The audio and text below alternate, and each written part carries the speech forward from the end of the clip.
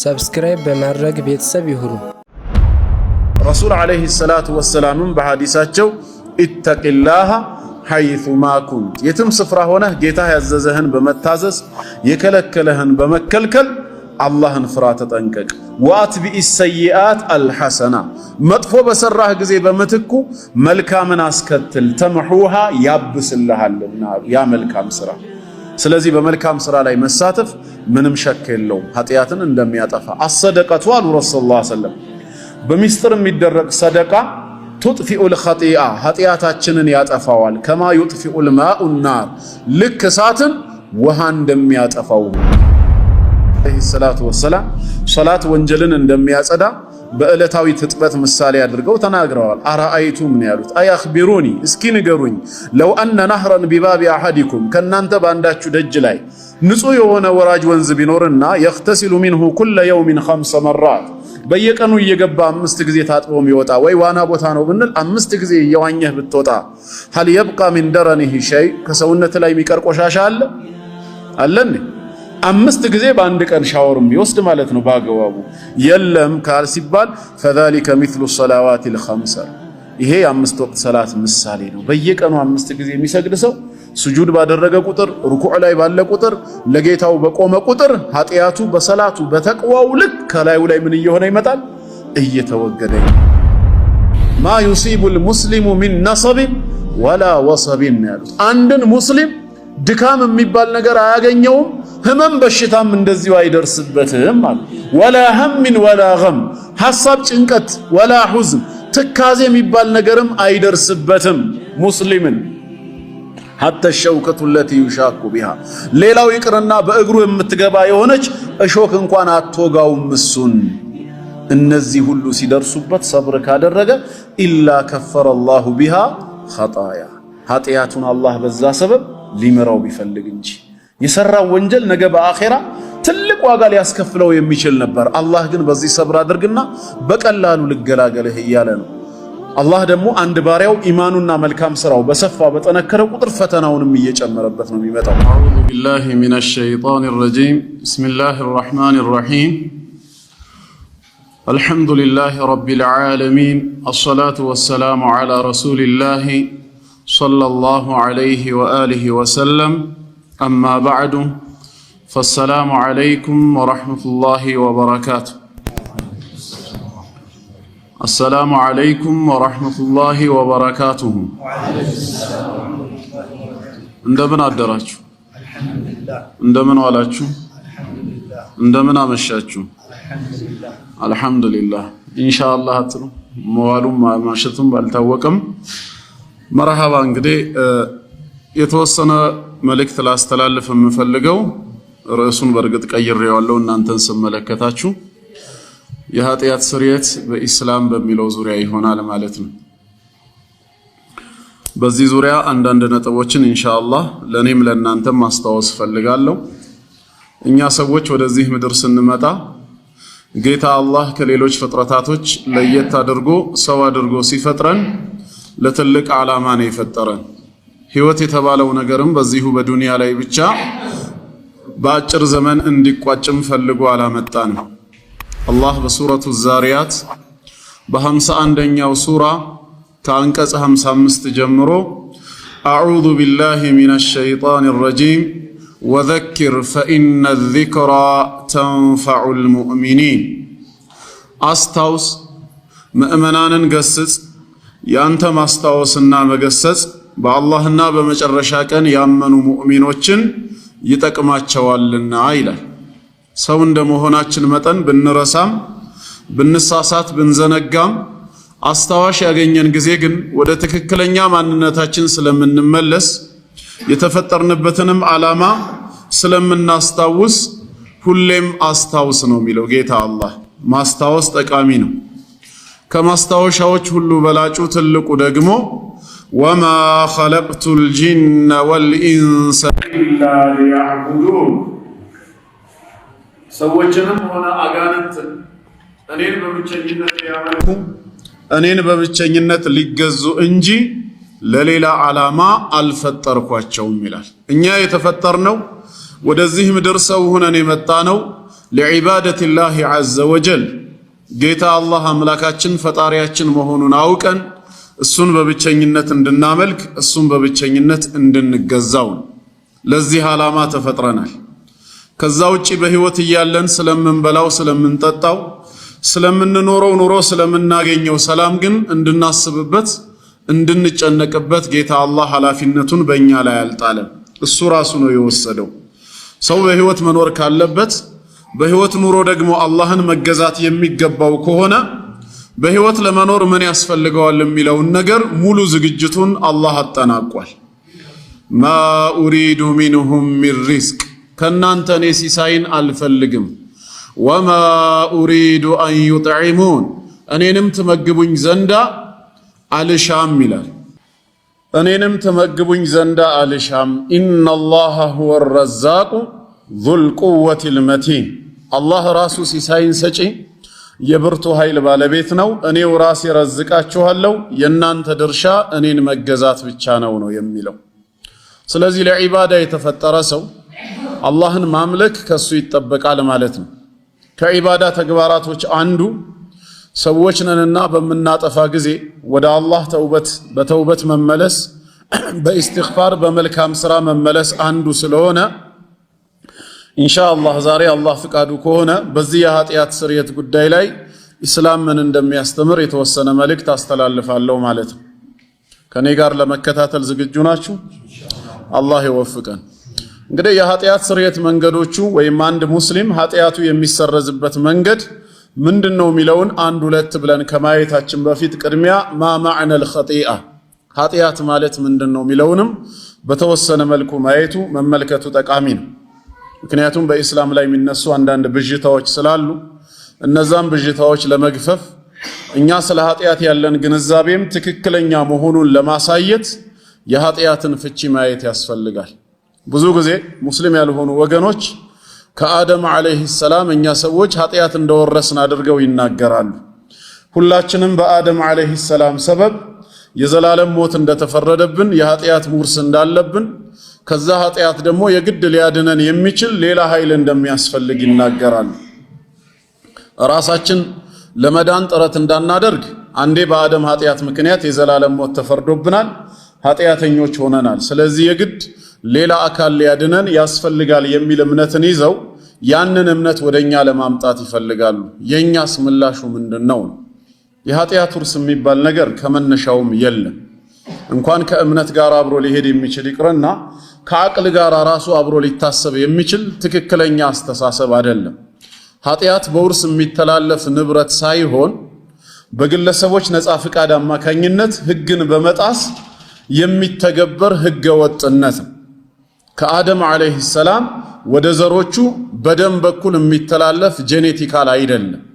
ይህንን ለመረዳት የሚፈልግ ሰው ካለ ቅድሚያ ማ ማዕነል ኸጢአ ኃጢአት ማለት ምንድነው የሚለውን መረዳቱ በራሱ ለጥያቄው ግልጽ ምላሽን እንዲያገኝ ይረዳዋል። ኃጢአት ማለት ሙኻለፈቱ አምሪላህ የጌታ አላህን ፍቃድ ጥሶ መገኘት ማለት። ፈጣሪ አምላካችን አላህ አንድን ነገር አድርጉ ብሎ አዞን ያን ያዘዘንን ነገር ማድረግና መፈጸም እየቻልን ሆን ብለን በቸልተኝነት ስንተወው ተግባራችን ምን ይሰኛል? ኃጢአት ተብሎ ይሰኛል። ወይም በተቃራኒው አንድን ነገር አትቅረቡ ብሎ ከልክሎን ያን የከለከለንን ነገር መተውና መጠንቀቅ እየቻልን ሆን ብለን ከተዳፈርነው ድርጊቱ ኃጢአት ተብሎ ይጠራል ማለት ነው። ስለዚህ በታዘዝነው ወይም በተከለከልነው ነገር ላይ ለመፈጸምም ሆነ ለመተው የሚያስችል ነፃ ፍቃድና አቅም ኖሮን ያንን ፍቃድና አቅም ተጠቅመን የታዘዝነውን የተውን የተከለከልነውን ነገር ደግሞ የተዳፈርን ጊዜ ነው ኃጢአት ላይ ወደቅን የሚባለው። ያ እንዲከሰት ደግሞ የግድ ሰው ምን ያስፈልገዋል? ነፃ ፍቃድ የሚባል ነገር ያስፈልገዋል። አድርግ ተብሎ ከጌታው የታዘዘውን ነገር ከፈለገ ለማድረግ ካልፈለገ ደግሞ ለመተው የሚያስችል፣ አታድርግ ተብሎ የተከለከለውን ነገር ከፈለገ ጌታውን ፈርቶ ሊጠነቀቅ ካልሆነም ሆን ብሎ ለመዳፈር የሚያስችል ነፃ ፍቃድ ሁርያ ያስፈልገዋል። ፍቃዱን ተጠቅሞ በሚሰራው ነገር ነው ስራው ኸይር ከሆነ ጽድቅ የሚሰኘው፣ ሸር ከሆነ ደግሞ ኃጢአት ተብሎ የሚጠራው ማለት ነው። በሚሰራው ስራ ላይ የራሱን ነፃ ምርጫ የሌለው የራሱ ውሳኔና ፍቃድ የሌለው አካል የሰራው ስራ ኸይርም ሸርም ተብሎ ሊጠራ አይችልም ማለት ነው። የግድ ግለሰቡ ወዶና ፈቅዶ ያደረገው መሆን አለበት። ምክንያቱም ነገ መስኡልያ ተጠያቂነት አለበት ማለት ነው። ይሄንን በደንብ ለመረዳት ሩቅ መሄድ ሳያስፈልገን የአደምና ሐዋ ቂሳ በራሱ አንድ ማስረጃ ነው። ጌታችን አላህ በጀነት ውስጥ እንዲኖሩ ሲፈቅድላቸው በሷም በፈለጉት ስፍራ ከሰፊው ተመገቡ ካላቸው በኋላ ወላ ተቅረባ ሃዚሂ ሸጀራ ይህችን ዛፍ ግን እንዳትቀርቡ ብሎ ከለከላቸው። እምቢ ብላችሁ የቀረባችሁ ጊዜ ፈተኩና ሚነ ዛሊሚን ከበደለኞችም ትሆናላችሁ በማለት ጌታቸው መከራቸው ማለት ነው። ከዛ በኋላ ሸይጣን ያሳሳታቸው ፈአዘለሁመ ሸይጣን ከሷ ከተከለከሉት ነገር ሸይጣን አሳሳታቸው እንዲንሸራተቱ አደረጋቸው ይላል። የዛኔ በወቅቱ ሸይጣን ሲያሳስታቸው በግዳፋቸውን ይዞ ከፍቶ ነው እንዲያጎረሳቸው? እንደዛ ነው? ያ ቢሆን ኖሮ እነሱ ሳይሆኑ ኃጢአተኛ የሚሆኑት ሸይጣን ነበር ለዚህ ድርጊት የሚጠየቀው። የሸይጣን ድርሻው ምንድነው? መወስወስና መጎትጎት ነው። ከተከለከሉት ነገር ወስደው እንዲበሉ በዛ በተከለከሉት ነገር ላይ እነሱ ያላገኙት ለየት ያለ ነገር መኖሩን በመጠቆም የማሳሳት ስራ ነው የሰራው። ማ ነሃኩማ ረቡኩማ አን ትልኩማ ሸጀራ ማ ነሃኩማ ረቡኩማ አን ሃዚሂ ሸጀራ ጌታችሁ ከዚች ዛፍ እኮ እንዳትቀርቡ ብሎ አልከለከላችሁም። ኢላ አን ተኩና መለከይን ከመላእኮች እንዳትሆኑ ፈልጎ እንጂ አው ተኩና ሚነል ኻሊዲን ወይም ዘላለም ከሚዘወትሩት እንዳትሆኑ ፈልጎ እንጂ አልከለከላችሁም እኮ አላቸው። የተከለከላችሁትን ነገር በበላችሁ ጊዜ ምን አዲስ ነገር ታገኛላችሁ ነው? ዘላለም ትኖራላችሁ። መስአለተል ኹሉድን ያነሳላቸው የመዘውተርን ጉዳይ ነው። በሌላም አየት ላይ ምንድን ነበር ያለው? ያ አደሙ ሀል አዱሉከ ዐላ ሸጀረቲል ኹልድ ወሙልኪን ላ የብላ የመዘውተሪያ የሆነቿን ዛፍንና የማይቋረጥ የሆነ ንግስናን የምታገኝባትን ዛፍ ልጠቁምህ ላመላክትህ አለው። ከሷ ወስደህ የበላህ ጊዜ ዘላለም ትኖራለህ፣ የማይቋረጥ የሆነ ንግስናን ታገኛለህ ነው። የማታለል ስራ ነው ያመጣው፣ ወስወሳ ነው። እነሱ ግን በነፃ ምርጫቸው ተታለሉ። እሱም ሲምልላቸው እውነት መሰላቸው። ከተከለከሉት ዛፍ ወስደው በሉ ማለት ነው። በሰዎች ማንነት ውስጥ ኃጢአት አሊፍ ብሎ የዛኔ ነው የጀመረው። አደምና ሐዋ አለይሂም ሰላም ይህን የተከለከሉትን የጌታቸውን ትእዛዝ ጥሰው ከዛፊቷ ወስደው ሲበሉ በወቅቱ ነፃ ፍቃድ ነበራቸው ወይስ አልነበራቸው? ነበራቸው። ማንም ያስገደዳቸው ኃይል የለም። ወይ መሳሪያ ደቅነው ካልበላችሁ ትገደላላችሁ ብሎ ያስፈራራቸውም የለም። በራሳቸው ነፃ ምርጫ ውስጣቸው በገባው የተራዘመ ምኞት ምክንያት ተታለሉ። ከተከለከሉት ዛፍ ወስደው በሉ፣ ኃጢአት ላይም ወደቁ። ፈዓሳ አደሙ ረበሁ ፈገዋ የጌታውን ትእዛዝ ጣሰ፣ ተሳሳተ በማለት ጌታችን አላህ ነገረን ማለት ነው። ስለዚህ ዛሬም እኛ ኃጢአት ላይ የምንወድቀው ልክ እንደ ወላጆቻችን አድርጉ ተብለን የታዘዝነውን ነገር ማድረግና መፈጸም እየቻለን በቸልተኝነት የተውነው ጊዜ አታድርጉ ተብለን የተከለከልነውንም ነገር ሆን ብለን መተውና መጠንቀቅ እየቻለን የተዳፈርነው ጊዜ ነው ድርጊቱ ኃጢአት የሚሰኘው። በዛ ነገር ላይ ነፃ ፍቃድ ነፃ ምርጫ ሊኖረን ይገባል። ከአደም አለይሂ ሰላም የምንኖር ሰው ከላይ ወደ ታች የሚተላለፍ ኃጢአት የሚባል ነገር ማዕናው ራሱ ትርጉም አልባ ነው። ምን ማለት ነው? እስቲ የአደም ኃጢአት ውርስ አለብኝ ብለህ ስትናገር ትርጉሙ ራሱ አደም አለይሂ ሰላም ይህንን ኃጢአት በፈጸመ ጊዜ አንተ ነበርክ በቦታው? ነበርክ እንዴ? አብረህስ በልተሃል? እንዲበሉስ ተባብረሃቸዋል? ታዲያ ባላየኸው ባልነበርክበት ባልተባበርከውና አብረህ ባልተሳተፍክበት ኃጢአት የኃጢአት ውርስ ተካፋይ የምትሆንበት በምን አመክንዮ ነው? በምንስ ሎጂክ ነው? አባት ኃጢአት ሰራ ተብሎ ልጅም የኃጢአት ተካፋይ የሚሆነው? ጭራሽ ይህን ፍርድ የሚያስተላልፈው የዓለማቱ ጌታ አርራህማኑ ራሂም የሆነው አላህ ነው ሲባል ደግሞ በምን ሎጂክ ነው የምትቀበለው? የታለ ታዲያ ረሕመቱ? አይደለም ጌታ አላህ ምድራዊ ህግና ስርዓትስ ይሄንን ይሰራዋል? አንድ ሰው ወንጀል ሰርቶ ቢሰወር ከህግ አካላቶች ቢያመልጥ ያ ሰው በቁጥጥር ውስጥ እስኪገኝ ድረስ ብለው የወንጀለኛውን ወንድም ወይ ቤተሰብ ያስራሉ እንዴ? እነሱን ይቀጣሉ? በፍጹም አያደርጉትም። ያ ወንጀለኛ የት እንደተደበቀ ካወቀ ጠቁሙ ለማለት መተው ከጠየቁ እንጂ በሱ ወንጀል ሰበብ ሌላው የሚያዝበት የሚቀጣበት ምክንያት የለም።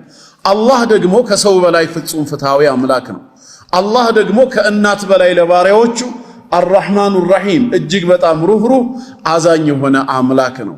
በዚህ ከተስማማን ይሄ አዛኝ ጌታ በምን ምክንያት ነው ሁለት ሰዎች ከብዙ ሺህ ዓመታት በፊት በጀነት ውስጥ በፈጸሙት ጥቃት ምክንያት የዘላለምን ሞት በዘሮቻቸው ላይ ፈረደ የምንለው? የዘላለም ሞት ማለት በእነዚህ ወገኖቻችን ገለጻ ጀሃነም እሳት ማለት ነው። ሞትና ጀሃነም በርግጥ የሚገናኙ አይደሉም። ጀሃነም ውስጥ ሞት የለም። ጀሃነም ውስጥ ህይወት የለም። ስቃይ ነው ያለው ሁልጊዜ። ነገር ግን በእነዚህ ሰዎች ገለጻ እንኳ ብንሄድ እኛ የዘላለም ሞት ተፈርዶብናል ማለት ነው። ምን ስላደረግን? ምንም ያደረከው ወንጀል የለም። ምንም ያጠፋው ጥፋት የለም።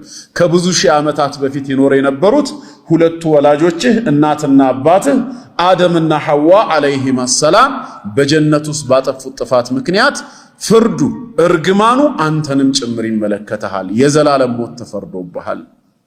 ነገ የውሙል ቂያማ በጌታ ፊት ቆመህ ብትጠይቅ ምንድነው የምታገኘው መልስ? የዘላለም ሞት ጀሃነም እሳትን ጌታዬ ሆይ ለምን ፈረድክብኝ ብትለው በገዛ ክህደትህ በገዛ ኃጢአትህ አይደለም የፈረድኩብህ ወላጅህ በፈጸመው ጥፋት ነው። ምን እንደዚህ አይነት አስተሳሰብ ምንድነው? ከኔ ጋር ናችሁ አይደል? ኢስላም ግን በዚህ መልኩ አይደለም የሚያስተምረን። ኃጢአት በውርስ የሚተላለፍ ንብረት አይደለም፣ ገንዘብ ወይ ደግሞ በሽታ አይደለም። በግለሰቦች ነፃ ፈቃድ አማካኝነት ህግን በመጣስ የሚፈጸም ተግባር እንጂ። አላህ አስቀድሞ በሱረቱ ነጅም እንደነገረን አም ለም ዩነባእ ቢማ ፊ ሱሑፊ ሙሳ፣ ከዚህ በፊት ለሙሳ ዓለይሂ ሰላም በተሰጠው ጽሑፍ ውስጥ የተነገረ አይደለምን? ወኢብራሂም አለዚ ወፋ፣ ያስ የታዘዘውን ሙሉ በሙሉ የፈጸመው በሆነው በኢብራሂም ዓለይሂ ሰላም ጽሑፎች ላይ የተነገረ አይደለም እንዴ አለ። ምንድነው የተነገረው?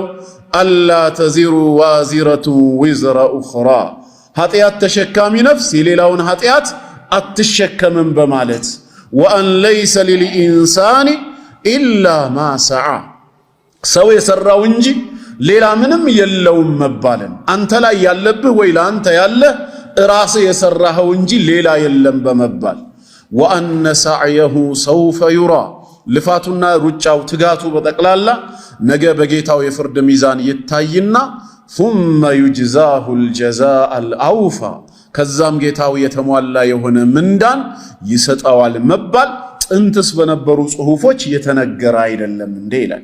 ኢስላም የሚያስተምረው በዚህ መልክ ነው። በሌላም አየት ላይ ኩሉ ነፍሲን ቢማ ከሰበት ረሂና፣ እያንዳንዲቷ ነፍስ በሰራችው ስራ በነፍስ ወከፍ ተያዥ ናት ነው የሚለው። ስለኔ የሚጠየቅ ሌላ አካል የለም። በኔ ኸይር ስራና ጽድቅ ስራም የሚድን ሌላ አካል የለም። አባታችን ኢብራሂም ዓለይሂ ሰላም በእምነቱና በታዛዥነቱ የዳነ የጀነት ሰው መሆኑን ሁላችንም እናውቃለን። ግን ይሄ ኢማኑ ይሄ መልካም ስራው ለአባቱ የጠቀመው ነገር ነበር? ምንም የጠቀመው ነገር የለም። አባቱ ጣዖት አምላኪ ነው፣ የእሳት ሰው ነው። የአባቱ ጣዖት አምላኪ መሆን፣ የአባቱ ኩፍር ላይ መዘፈቅ የኢብራሂምን ኢማን ዓለይሂ ሰላም የጎዳው ነገር አለ እንዴ? የለም። እምነትና ክህደት ጥቅምና ጉዳቱ ለማን ነው ከተባለ ለባለቤቱ፣ ከአንዱ ወደ ሌላው የሚተላለፍበት ምክንያት የለም።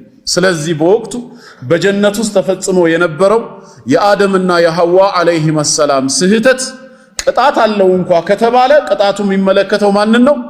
ሁለቱን ነው እንጂ የሚመለከተው እኛን ዝርያዎቻቸውን በወቅቱ ያልተፈጠርነውን ያልነበርነውን አይደለም። ተባባሪም አይደለንም፣ አብረንም አላጠፋንም፣ ሲያጠፉ አይተንም በዝምታ ያለፍንም አይደለንም። በምን መልኩ ነው ታዲያ የኃጢአት ውርስ አለባችሁ የምንባለው? ምን አይነት ሎጂክ ነው? የኃጢአት ትርጉም ከሚለውስ አልተጋጨም? ምክንያቱም የኃጢአት ትርጉሙ የአምላክን ፈቃድ መጣስ ነው ከተባለ ፈቃዱን ሳንጥስ በጣሱ ሰዎች ሰበብ እኛም ኃጢአተኛ ተደርገን መቆጠር ምን ማለት ነው? ከዘር ወደ ዘር የሚተላለፈው በሽታ ነው። አባት የአስም በሽተኛ ከሆነ ትዳር መስርቶ በወለደው ልጁ ወደ ልጁ ሊተላለፍ ይችላል በደሙ በኩል። ከዘር ወደ ዘር የሚተላለፈው ንብረት ነው። ኃጢአት ግን ግለሰቦች ጫንቃ ላይ ነው ያለው። እኔ የሰራሁት ኃጢአት የኔ ተደርጎ ይቆጠራል እንጂ የልጄ ተደርጎ አይቆጠርም። እኔ የሰራሁት ኸይር ስራ ነገ የውሙል ቂያማ በሚዛን ላይ የሚቀመጠው በኔው ሚዛን እንጂ በልጄ ሚዛን ላይ አይደለም። ከሌሎች ጋር በተገናኘ መልኩ ያለው ስርዓት እዚሁ ዱንያ ላይ ነው። ምድራዊ መርገምትና በረከት እንደሚባለው በእኛ ቤት ውስጥ በኔ መታዘዝ በኔ ኸይረኝነት ሰበብ ቤተሰቦቼ ሊረዘቁ ይችላሉ። በኔ ወንጀል በኔ ጥፋት ሰበብ ቤተሰቤ ውስጥ ችግር ሊከሰት ይችላል። ያ የዱንያ ጉዳይ ነው። አኼራ ላይ ግን እያንዳንዱ ሰው በነፍስ ወከፍ ነው የሚያዘው፣ በሰራው ስራ ነው የሚጠየቀው። በአደም አለይሂ ሰላም ዘላለም የሚፈረድብኝ ምንም ጥፋትም ሆነ ሞት ወይም ጀሃነም የለም። ተግባባናው። ስለዚህ ቅድሚያ ከዚህ ትርጓሜ ነው የምንነሳው። ታዲያ እንደዛ ከሆነ ይላሉ፣ ወደ ሌላው ርዕስ ከመሄዴ በፊት ጥያቄ ያነሳሉ። አደምና ሐዋ አለይሂም ሰላም በሰሩት ጥፋት ምክንያት አላህ ሌሎችን የማይቀጣ የዘላለም ሞት የማይፈርድ ከሆነ ለምንድን ነው ታዳኛ ልጆቻቸው እዚህ ምድር ላይ የኖር ነው? እነሱ ከጀነት ሲወጡ እኛ ጀነት ላይ ለምን ላይፉን አልቀጠልነውም የሚል ጥያቄ ይነሳል። ጥያቄው ሐቅ ተፈልጎበት ከሆነ ትክክለኛ ነው፣ መልስም ያስፈልገዋል። ነገር ግን መስመሩን የሳተ ስለሆነ መስመር መሳቱን ልንነግራቸው ይገባል። ይሄ ጥያቄ መነሳት ያለበት መቼ ነው ከተባለ እንዴት መስመር እንደሳተ እንድንነግራቸው ነው።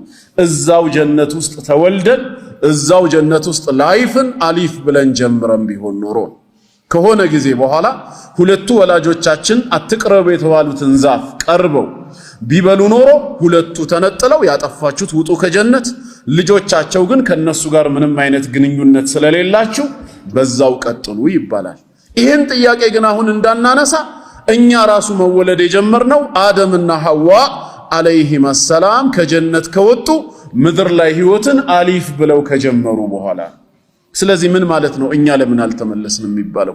መጀመሪያውስ መች ውስጡ ገባንና ላይፍን አሊፍ ብለን ጀመርን? ገባችሁ ወንድሞች? በምሳሌ ለማስረዳት ያክል አንድ ባልና ሚስት ሰፊ ግዛት ያለው አንድ የግል መኖሪያ ቤት አላቸው። ነገር ግን ባልየው በጣም ቁማርተኛ ከመሆኑ የተነሳ ገንዘቡን ሁሉ አስይዞ ይበላና መጨረሻ ቤቱን ያስይዛል በቁማር ጨዋታ። በዛ የቁማር ጨዋታ እሱም ቤቱን ይበላና ያንን ሰፊ ቤቱን የተንጣለለ መኖሪያውን አስረክቦ በቤት ክራይ ውስጥ መኖር ይጀምራል። ከዛ በኋላ ሚስትየው ታረግዝና ልጅ ይወለዳል። ልጆቹ ሲያድጉ የአባታቸውን ወሬ ሲሰሙ ከዚህ በፊት ሰፊ መኖሪያ ግቢ ያለው መኖሪያ ቤት እንዳለው ሲያውቁ በምን ምክንያትም እንደዚሁ ያን ቤት እንደለቀቀ ሲረዱ ታዲያ ከኛ ጋር ምን ያገናኘዋል? ጥፋቱን ያጠፋው አባታችን ነው፣ ከዛ ቤት መውጣት ካለበት እሱ ነው፣ እኛ ቤቱ ወደኛ ይመለስልን ብለው ጥያቄ ያቀርባሉ። ጥያቄያቸው ተገቢነት አለው ወይስ የለውም? የለውም። ምክንያቱም በዛ ቤት ውስጥ አልተወለዱም፣ አልኖሩም። እነሱ የተፈጠሩት በኪራይ ቤት ውስጥ እያሉ ነው። ይሄን ጥያቄ ማንሳት የሚችሉት መቼ ነበር?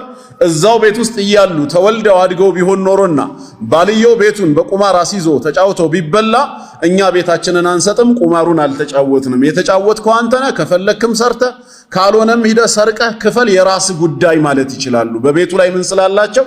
ድርሻ ስላላቸው። አባት በተጫወተው ቁማር እኛም አብረን ቤቱ የምንለቅበት ምክንያት የለም፣ የኛም ጭምር ነው ቢሉ መብት አላቸውና።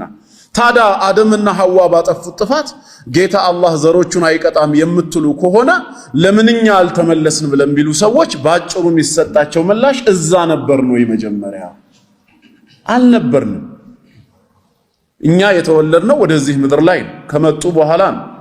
ስለዚህ ጥያቄው አግባብነት የለውም እና አሁንም ወደ ዋናው ስንመለስ ጌታ አላህ አንዱ በሰራው ወንጀል ነገ የውሙል ቂያማ ሌላው ላይ የሚፈርድ፣ አንዱ በሰራው ኸይር ስራ ሌላውን ለጀነት የሚዳርግ ነው የሚል እምነት የለንም። እያንዳንዲቷ ነፍስ በሰራችው የምትያዝ ነች። ኃጢአት ማለት ሙኻለፈቱ አምሪላሂ ዐዘ ወጀል፣ የጌታ አላህን ትዕዛዝ በራስ ፍቃድ ጥሶ መገኘት ነው።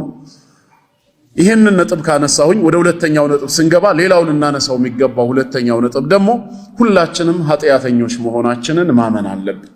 ይብዛም ይነስም አይነቱ ይለያይም ሰው ሆኖ ጥፋት ላይ ያልወደቀ የለም። ሁላችንም ኃጢአተኛ ነን። ሁላችንም ኃጢአተኛ ነን ስንል አሁንም እንዳንሳሳት ከአደም አለይሂ ሰላም የወረስነው ኑሮ ሳይሆን የግብር ኃጢአት ህግን በመተላለፍ ራሳችን የወደቅንበት ማለት እንጂ ከላይ ወደ ታች የተላለፈ አይደለም። ምክንያቱም ማንም ሰው ሲወለድ ከኃጢአት የነጻ ንጹህ ሆኖ ይወለዳል ተብሎ ስለተነገረን የወረስነው ኃጢአት የለም የሰራ ነው እንጂ ብለን እናምናለን።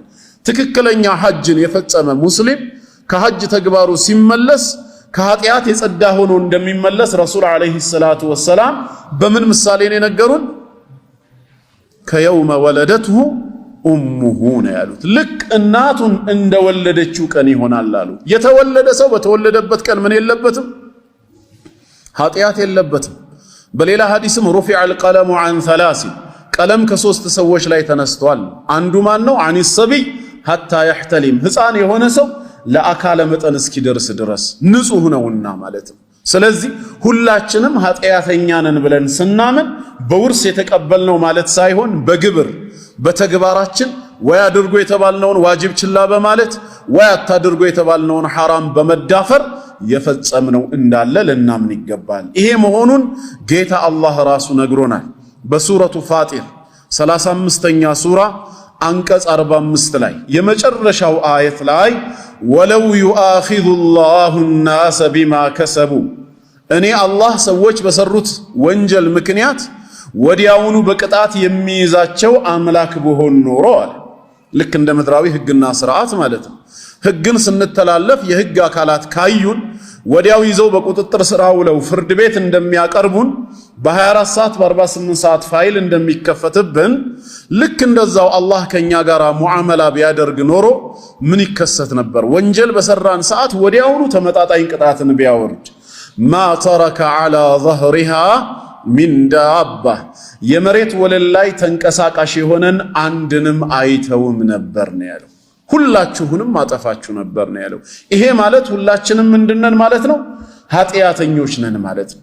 ይብዛም ይነስም አይነቱና መጠኑ ያንዱ ከሌላው ቢለያይም ሰው ሁሉ ጥፋት ላይ እንደወደቀ ነው የሚነግረን። ነቢያችን አለይሂ ሰላቱ ወሰላም ኩሉ በኒ አደም ኸጣ የአደም ልጆች በጠቅላላ ሲበዛ ተሳሳች ናቸው። ወኸይሩል ኸጣኢን አተዋቡን ከተሳሳቾች ሁሉ በላጮቹ ግን በተውበት የሚመለሱ ናቸው ብለው ጥፋት ላይ እንደወደቅን ነግረውናል። እኛም አምነን መቀበል አለብን። ሆን ብለን ፈቅደን ኃጢአት ላይ ስለወደቅን እዚህም ላይ ወገኖቻችን ከኛ የተለየ አቋም አላቸው። ሰው ኃጢአት ላይ የወደቀው ኃጢአትን አለመስራት ስለማይችል ነው ይላሉ። በብዙ ውይይቶች የገጠመኝ ነው። ሰው ኃጢአትን አልስራ ካለ አለመስራት ይችላል ወይስ አይችልም ብትሏቸው በፍጹም አይችልም ነው የሚሉት። አይችልም። በቃ አንዴ የወደቀው የአደም ዘር ሆኗል። መሰረቱ ስለተበላሸ ስሩ ስለተበከለ ቅርንጫፉ ሁሉ ተበክሏል። አለመስራትን አይችልም ይላሉ። ይሄ ከእምነትም ከሎጂክም አንጻር ረጅም ርቀት የሚያስኬድ ፊክራ አይደለም። እንዴት የሚባል ከሆነ ከእምነት አንቀጾች እንነሳለን።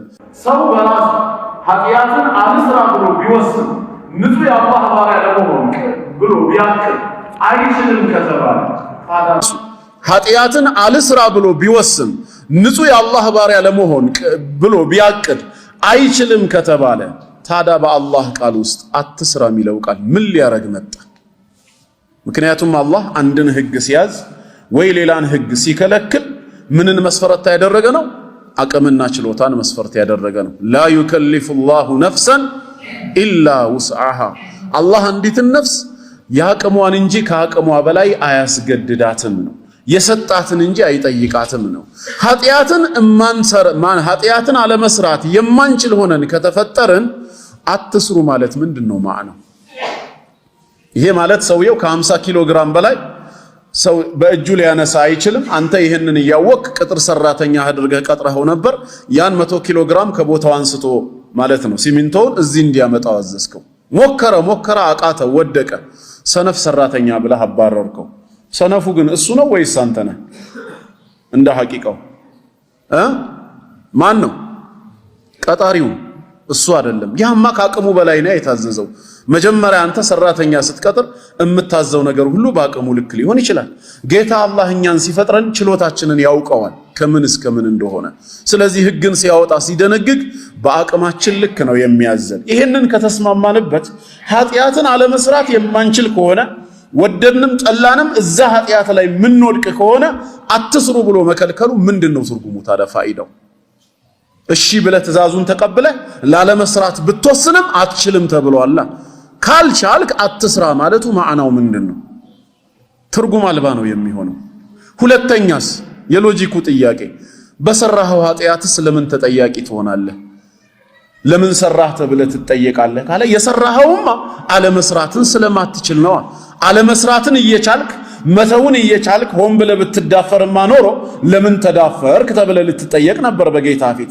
አሁን ግን ኃጢአት ላይ የወደቅከው ምንድነው? አለመስራትን መጀመሪያ የማትችል ስለሆነ መስራቱ ግድ ሆኗል ማለት ነው። ከአቅም በላይ ሆኖ ግድ ሆኖ በሰራኸው ነገር በወንጀለኝነት ትከሰሳለህ? አይ ከአቅም በላይ ግድ ሆኖ በሰራኸው ነገር አትከሰስም ከተባለ ደግሞ የትኛው ኃጢአት ነው ታዲያ እኔን የሚያስከስሰኝ?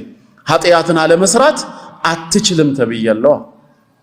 ይሄ ደግሞ ከእስልምና ማስተምሮ ይጋጫል። ጌታችን አላህ ሱረቱል ማኢዳ ቁጥር 3 ጀምራችሁ ብትመለከቱት በእኛ ላይ ሐራም ያደረጋቸውን ነገሮች ይዘረዝርና እንዳንቀርባቸው መጨረሻ ላይ ግን ምንድነው ያለው?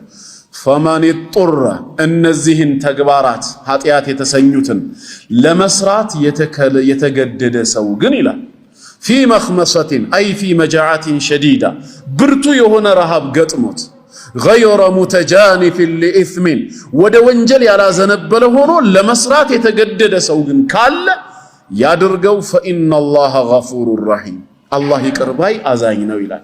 ለምሳሌ አንተ የአላህ ስም ሳይወሳበት በራሱ ጊዜ የሞተ በክትን መብላት ክልክል ነው። ኢነማ ሐረመ ዐለይኩም ብሎ አላህ አልመይተተ የሞተን ነገር እርም አድርጎብናል። ኸምርንም መጠጣት እንደዚሁ ክልክል ሆኗል። ፊልድ ወጣህ አንተ መሃል በረሃ ላይ ደረስክ። ውሃ ጥምና ረሃብ ይዞሃል። ልትሞት ተቃርበሃል። ያሰብከው ከተማ ለመድረስ ገና ብዙ ኪሎ ሜትር ይቀርሃል። ከፊት ለፊት የሞተ እንስሳ በክት አገኘ የአላህ ስም ሳይወሳበት። ረሃቤን ያስታግስልኛል ብለህ የተወሰነ ልትበላ ስትል የአላህ ስም ያልተወሳበት እርድ ነው። በጠርሙስም ፈሳሽ ነገር አግኝተህ እንደው ቢያንስ ይታደገኛል ጥሜን ይቆርጥልኛል ብለህ ልትጠጣው ስትከፍተው ኸምር ሆኖ አገኘኸው። ምን ታደርጋለህ ነው በዚህ ሰዓት? ያሰብከው ከተማ በህይወት ሊያቆይህና ሊያደርስ በሚችል መልኩ የተወሰነ ከኸምሩ ብትጠጣ ከዛ ከሞተው በክት ላይ የተወሰነ ቆርጠህ ብትበላ ኃጢአት ላይ ያለው ደክም ትክክል ስራ ነው የሰራኸው ነው የሚለው። ታዲያ መቼ ነው ኃጢአት የሚባለው ሲባል እዚህ ጋር መሐመድ ሬስቶራንት ገብተህ ሐላል የሆነ ክትፎና ጥብስ ማዘዝ እየቻልክ ከበደ ሬስቶራንት በግራ በኩል ገብተህ አሳማና የመሰለውን ስታዝ ነው ኃጢአት ላይ የወደቅከው። ለምን ምርጫህን ከሐላል ወደ ምን ተጠቀምክበት? ወደ ሐራም ፈቅደህ ነው የሚያስገድድ ሁኔታ ሳይኖር። እዚህ ጋር ሐላል የሆኑ ለስላሳዎች ወተትና ውሃ መጠጦች እያሉ ቢራና መሰሉን እዚህ ገብተህ ያዘዝክ ጊዜ ተግባር ኃጢአት ይሰኛል። ያንን ወቅት ያንን ሳንቲም ያንን ጉልበት ለሐላልም መጠቀም የምትችልበት ነበራ። ኢብቲላእ ነው። በተሰጠህ በዛ ነፃ ምርጫ ወደ ሐራሙ ስላዘነበልክ ነው የምትጠየቀው። ይሄ ፊልድ የወጣው ሰውዬ ግን ህይወቱን ከማትረፍ ውጪ ምንም አማራጭ የለውም። ከጎኑ ሌላ ሐላል ምግብ ሐላል መጠጥ የለም። እሱም እስክጠግብ ድረስ ሳይሆን ያለው ያሰብኩት ከተማ በህይወት እስኪያቆየኝ እዛ ሐላሉን እስካገኝ ድረስ ብሎ ጥሙን በሚቆርጥለት ረሃቡን በሚያስታግስለት ልክ ብቻ ነው የበላው። ፈኢነላሃ ገፉሩር ረሂም ከምርጫ ጋር ነው የኃጢአት ትርጉሙ ማለት ነው። ከምትችለው ጋር ነው።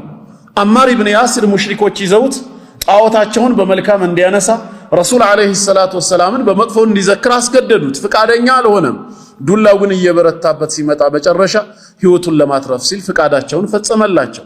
እየሮጠ ወደ አላህ መልእክተኛ መጣ። እሳቸውም እንደዚሁ ነገሩት። ውስጡ ምን እንደነበር ጠይቀውት ፈኢን ዓዱ ፈዑድ ድጋሚ ይዘው ያንኑ ካረጉ ተመለሰላቸው ውስጥህ እስካላመነበት ድረስ አሉት። ጌታ አላህም አንቀጹን አወረደው። ልቡን ለክህደት ያሰፋ ሰው የአላህ ቁጣ በሱ ላይ እንደሚሆን ተናገረና ኢላ መን ኡክሪህ የኩፍር ንግግር እንዲናገር የተገደደ ሰው ብቻ ሲቀር እሱ እዚህ ውስጥ አይካተትም። ግን ምን ከመሆኑ ጋር ወቀልቡሁ ሙጥመኢኑን ቢልኢማን ልቡ በኢማን የተረጋጋ ሆኖ ሳለ ይላል። በምላስ ያልፈቀደውን ሰው ሊናገር ይችላል። የተገደደ ጊዜ ብቻ አይደለም፣ በደስታ ጊዜ፣ በቁጣ ጊዜ ከራሱ አውት ኦፍ ኮንትሮል የማይሆን ነገር ሊናገር ይችላል፣ ግን አይያዝም። ሰውየው በዛች በረሃ ላይ ግመሉን ይዞ እየተጓዘ ፈንፈለተት ሚንሁ አመለጠችው ከሱ ወዐለይሃ ጠዓሙሁ ወሸራቡሁ ሚበላው ምግብና ሚጠጣው መጠጥ ላዩ ላይ ነበር። እሱንም ጭምር ሪዝቁንም ነው ይዛውበት ሄደችው። በረሃ ነው፣ የሚመልስለት ሰው የለም። ፈአይሰ ሚንሃ ከሷ ተስፋ ቆረጠ። ፈአታ ሸጀረተን ፈጠጀዐ ፊ ዚልሃ ወደ አንዲት ዛፍ መጣና በጥላዋ ስር ተጋደመ። ወቀድ አይሰ ሚን ራሒለቲህ በእርግጥም ከመጋለቢያው ከግመሉ ተስፋ ቆርጦ ነበር። ፈበይነማ ሁወ ከዛሊክ ሰውየው በዚህ መሃል እያለ ኢዝ ሁወ ቢሃ ቃኢመተን ዒንደህ ሲነቃ አጠገቡ ቆማ አገኛት። አላህ መለሰለት ግመሉን።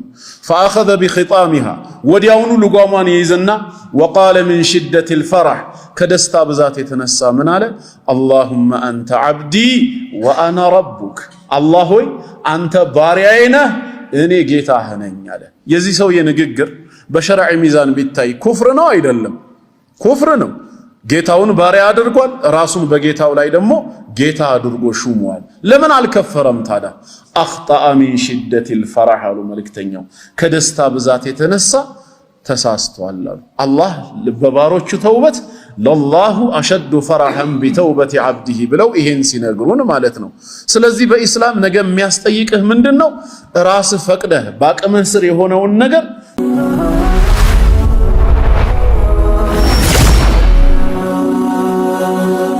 ሰብስክራይብ በማድረግ ቤተሰብ ይሁኑ።